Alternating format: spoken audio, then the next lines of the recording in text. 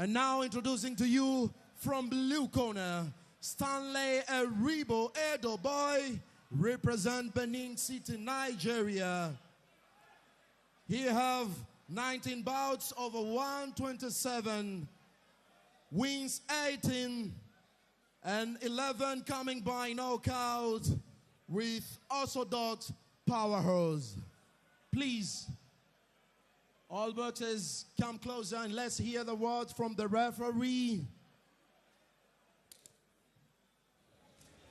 Mabondia wote tusogee kwa karibu kumsikiliza referee.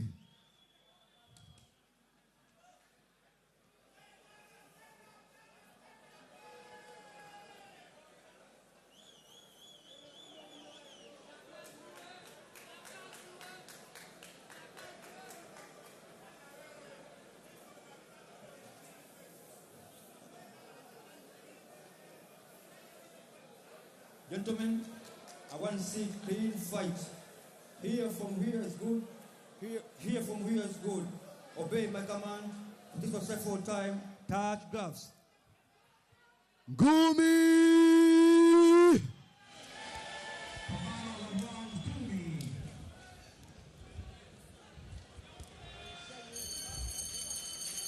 Second out of the ring. Ule usiku ambao ulikuwa ukisubiriwa kwa hamu kubwa ndio huu hapa. Stanley Eribo Edo Boy kutoka Benin City pale Nigeria. Sifa yake kubwa ni kutumia jab, sifa yake kubwa ni kuweza kucontrol kile ambacho pengine anakipata mapema. Ndio unaona katika mapambano pia ambayo amecheza hajapoteza pambano lolote lile, na hiyo ni sifa yake ambayo ana uwezo mkubwa wa kumanage hiyo ring yenyewe pindi ambapo anapambana. Anaheshimu kwa kiwango kikubwa sana kile ambacho anakitengeneza, lakini hapa anakutana na Champais one time.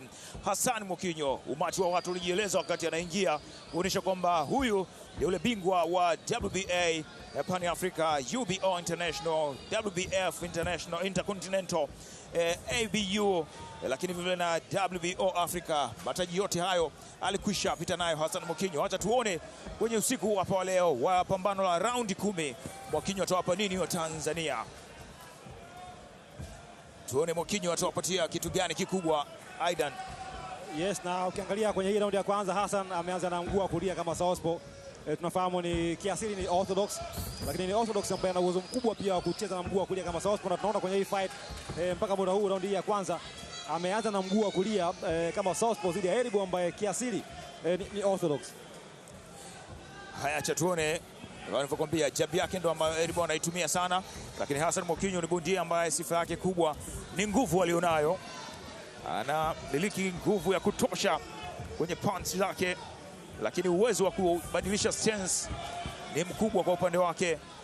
Lakini kumbuka kwamba huyu ni bondia ambaye ukisha kutana na vigingi vingi wa bondia wa ndani pamoja na nje Tanzania hapa. Kumbuka moja kati ya pambano ambalo tana mfupa mgumu ni pamoja na yule la Tina Mpei mwaka 2019. Kwa unaweza kuona kwamba hili pambano la leo, je, atalinda nalo vipi Hassan Mwakinyo? Haya, na kimsingi kwenye karia yake Hassan Mwakinyo amepata bahati ya kushare ulingo mmoja dhidi ya mabingwa wawili wa zamani wa dunia, Liam Smith na Julius Indongo. Haya, na sifa kubwa ilianzia pale alipomtandika Sam Eggington. Chikaza vibaya sana kwa Uingereza. Bado hujaona kitu kikubwa sana, pengine kila bondia akijaribu kumsoma mwenzie. Raundi ya kwanza ni raundi kama ameingia kwenye mfumo wa Hassan, pia combinations za kutosha, kitu ambacho Hassan anapenda kufanya hivyo.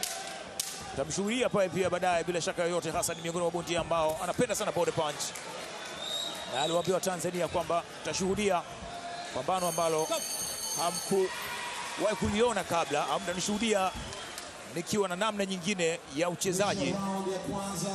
Kwa hapa huyu hapo Edo Boy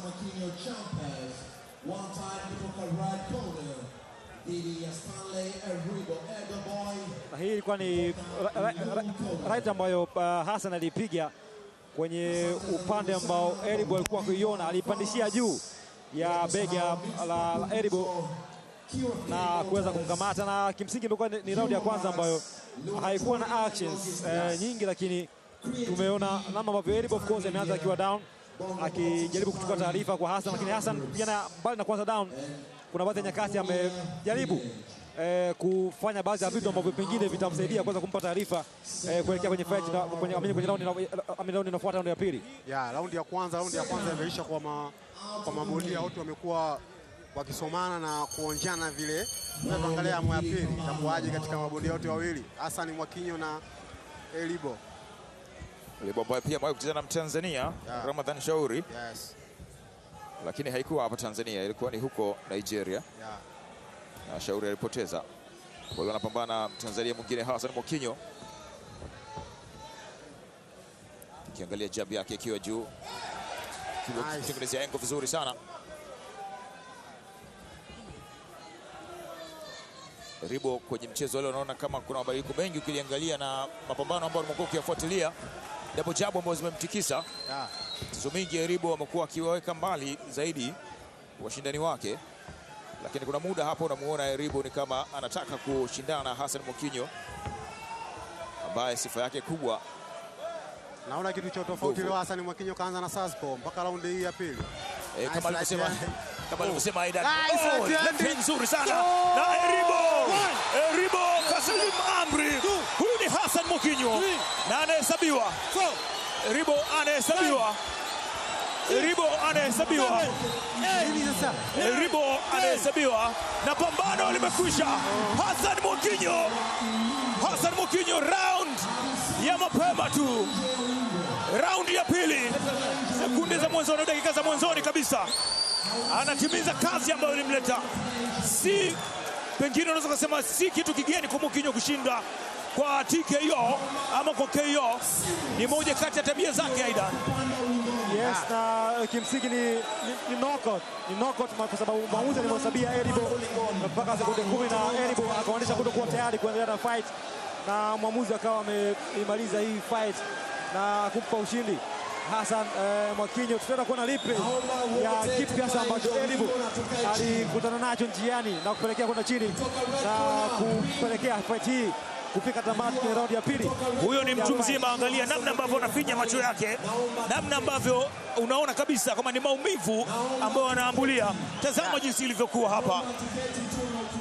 Aliingia kwenye mfumo na wakutana kwanza na left hand ya Hassan Mwakinyo, lakini vile vile ikawa bado anaendelea kujilinda, lakini ile power hand ambayo alikutana nayo hiyo hapo, left hand ambayo ilikuwa ni moja kati ya eneo, ilikuwa ni left hook kwenye jawline, ikamkuta Eribo na kumpeleka kwenye canvas na kupelekea fight hiyo.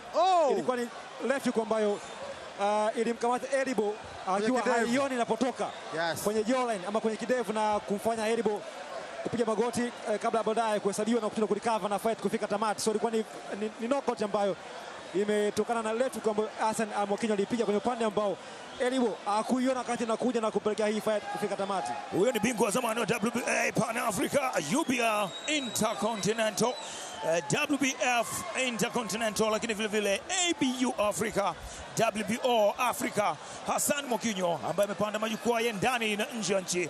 Raundi ya pili imetosha na inaruhusiwa kwenye mchezo wa boxing. Usisubiri mpaka inaweza ikawa ni sekunde ya kwanza tu. Walifanya hivyo kina Mike Tyson.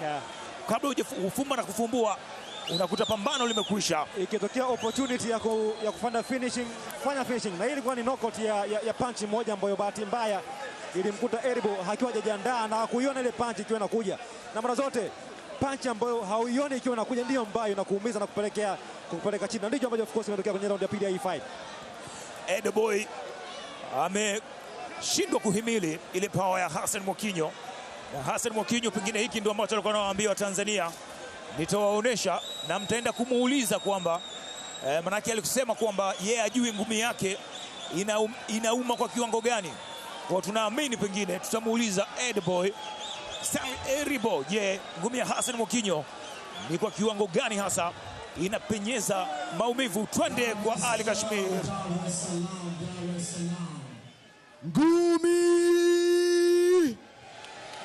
Ngumi Vitasa Fight Night.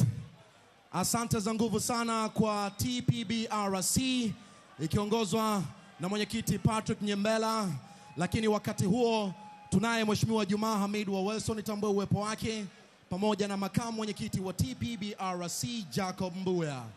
And now I have official result of the main event. Boxing France, are you ready? Boxing France, are you ready? Lakini katika round ya pili tumeshuhudia aliyotokea. And now the winner by knockout in second round, 1 minute, from red corner, Hassan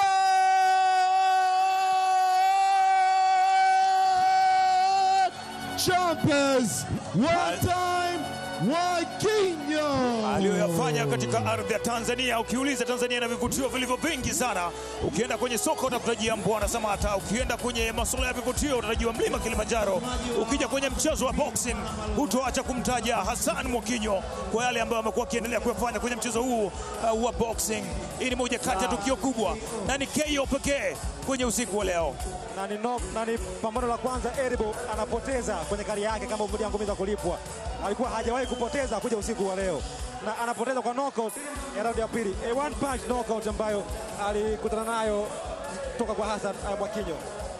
Twende kwa Akida Kilango moja kwa moja kwa ajili ya kusikia neno la Hassan Mwakinyo kwa kile ambacho amekifanya. Moja kwa moja inabidi twende kwa Akida Kilango ili kumsikia. Je, angalia mambo yalivyokuwa, hali ishaanza kuwa ngumu.